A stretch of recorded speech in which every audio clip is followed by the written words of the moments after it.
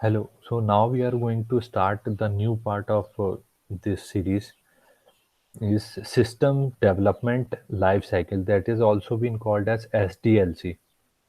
So in this SDLC, we'll see systems analysis, systems design, systems modeling, systems architecture, system development and testing, systems maintenance and evolution. SDLC example like cloud service life cycle. Then the what is system development life cycle?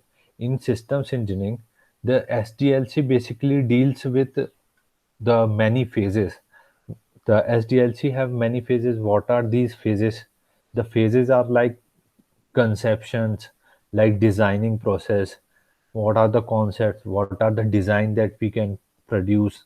And what are the development components that are need to be development for the production, that how the all the components are being combined together for producing it as a product and distributing it to the clients. And then what are the operation maintenance are required, what are the support system that are required for that system, and what are the retirement means, how to remove that system from the whole process, and then the phase out and disposal of that whole product and system. These are the steps of the systems engineering in the SDLC.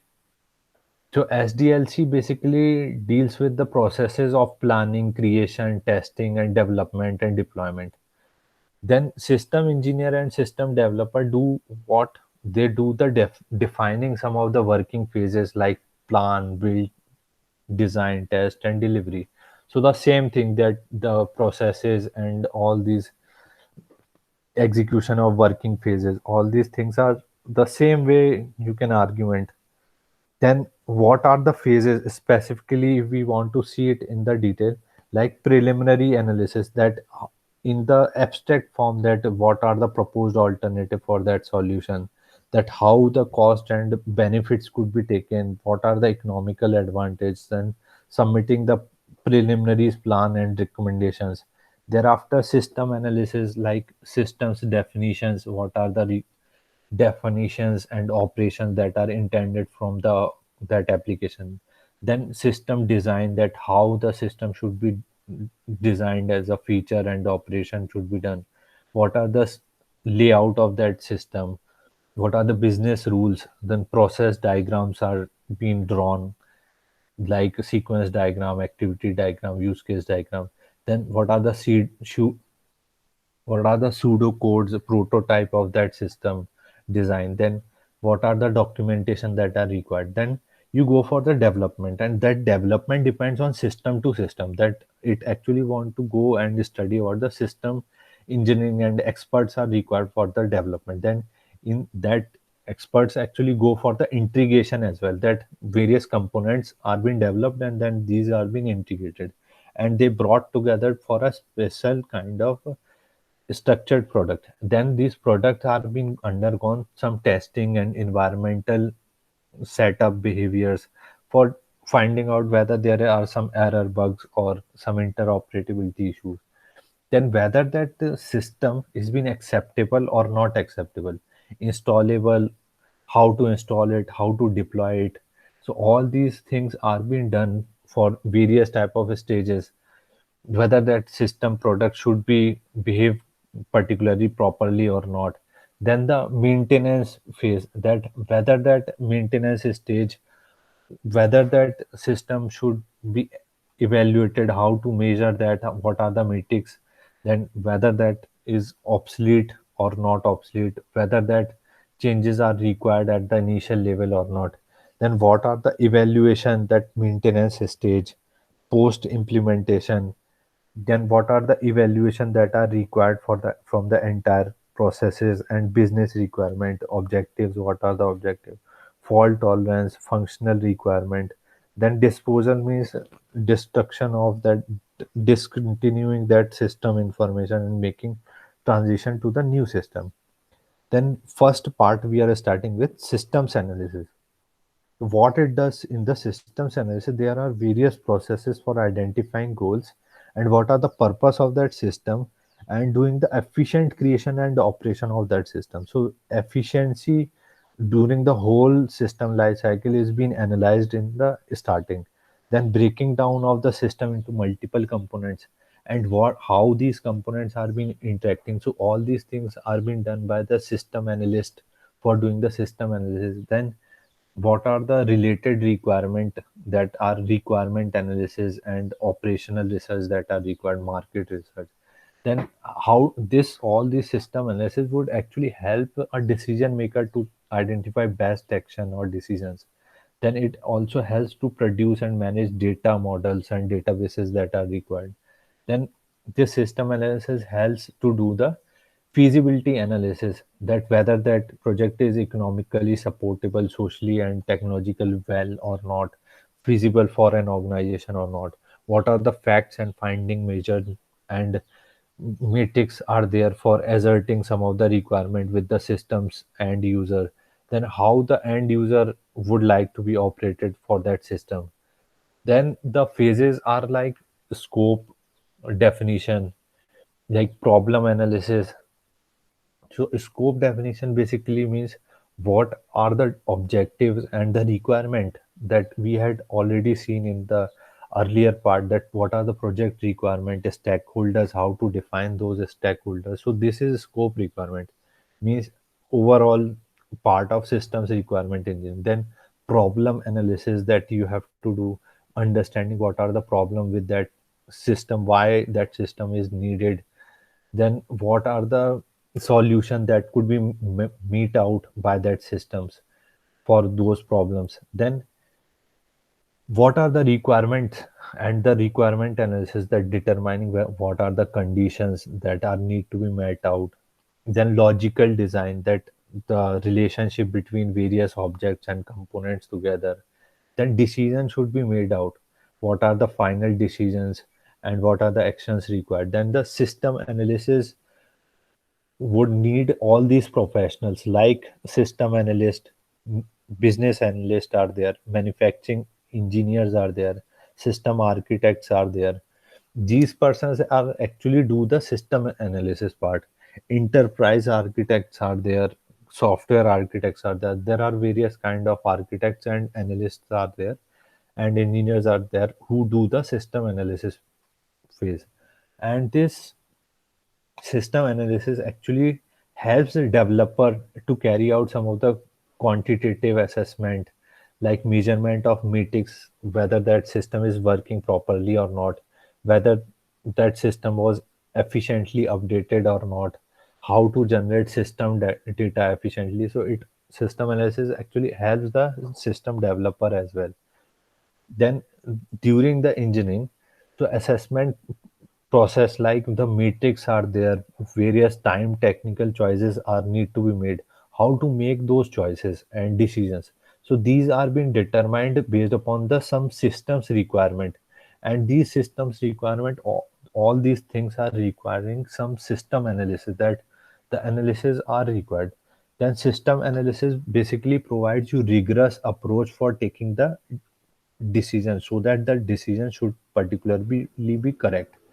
Then what are the trade-off, that whether it is correct or not correct, whether it include that model or not include that model, what are the simulations required, what are the cost analysis required, what are the economical constraints, what are the technical risk involved in that project. All these things are be performed during the systems analysis phase. What are the effectiveness of those analysis. Then various evaluation criterias are there, like measurement criterias are there for like trade space analysis, trade-off, various kind of trade-offs are there, that whether that option should be chosen or not chosen, which option should be chosen. Then what are the effectiveness and the analysis part. Then what are the cost analysis, technical risk, like risk managements are there. Then for all these evaluation criteria, they actually been done because of defining some of the assessment criteria, whether that system requirement is required or not. Then assessing means measuring the design property, whether that candidate solution, means the solution proposed is comparison to the other criterias, whether that solution is candidate solution is good or not. Then what are the score of that candidate solution, means there are many solutions. Then a particular candidate solution means particular solution is being used and said to be candidate solution, and whether that is globally acceptable and having the high score against the other candidate solution. So there are many solutions available, so you compare and measure the, and with some quantitative value that these solution having better better option of success, then you decide which solution is more appropriate. Then you have the general principle of these systems analysis. So the basic thing is assessment criteria. So what assessment criteria do, it is based upon some problems or opportunity for describing the system description. So these assessment criteria basically deals with assuming whether hard system, means the whole context of hard conditions are there, these are the problems very difficult one to solve.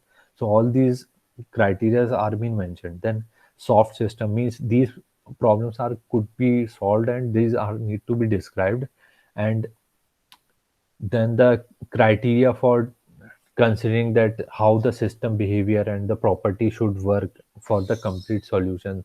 Thereafter the various non-functional issues are there, like safety constraints are there, security constraints are there. Example for this are like stakeholders is dealing with some of the performance issues solutions, and preferences are being given for a particular solution, what are the relevant to the some social issues or political issues. Then cultural advantage and conventions are there. Then assessment criteria are like for some constraints of cost and time scaling, and some acceptable to the stakeholders. Then the trade study that actually provides some mechanism for conducting and analyzing the alternative solutions. Then system of interest is one of the terms that has been used in the systems analysis, SOI, which actually understands the social and economical condition, which actually analyzes the technological constraints of a system, that actually helps you do the potential problem analysis and opportunities that are being available. Then what are the enterprise strategy goals, stakeholder needs. So all these things are being studied under the systems analysis. Then what are the expectation of the stakeholders and users, what are the requirement that are to define that problem.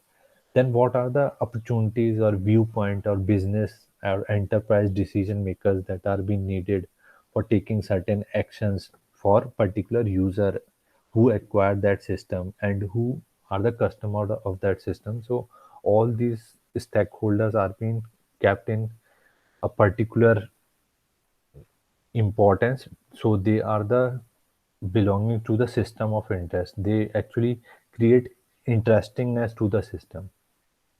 Then there are two things that are being said, like business analysis or mission analysis. So these are the technical, too much technical thing, like business analysis. So what are the large set of conceptual definitions and activities that you are expecting from that system. Then the various set of system engineering activities are being defined under these business analysis. What are the problem domains and space, problem space are there.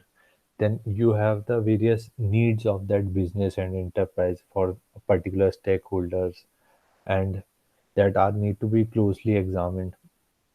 Then what they do business analysis or mission analysis, they do identification, characterization and assessment of various operations that are being performed by that system, and that problems and opportunities for that system. Then stakeholder needs and the requirement activities that we had studied in detail, that what are the stakeholder mission requirement and expectation and certain aspects of for that solution. And what are the mission functions, what are the business functions that to be defined in some problem space, and they what are the solution process is being available. So there are two words, two terms, like concept of operations, concept, and operational concept. Both are being changed interchangeably, and sometimes means the basically the same. And what they do the analysis or defining system operation and some operational scenario, so that you can analyze and define those operations in the certain scenario. Then in the next class, we'll see system analysis. I hope that you have enjoyed the system analysis, and in the next class, we'll see more on systems design. So thanks, and we'll see next system design. Bye.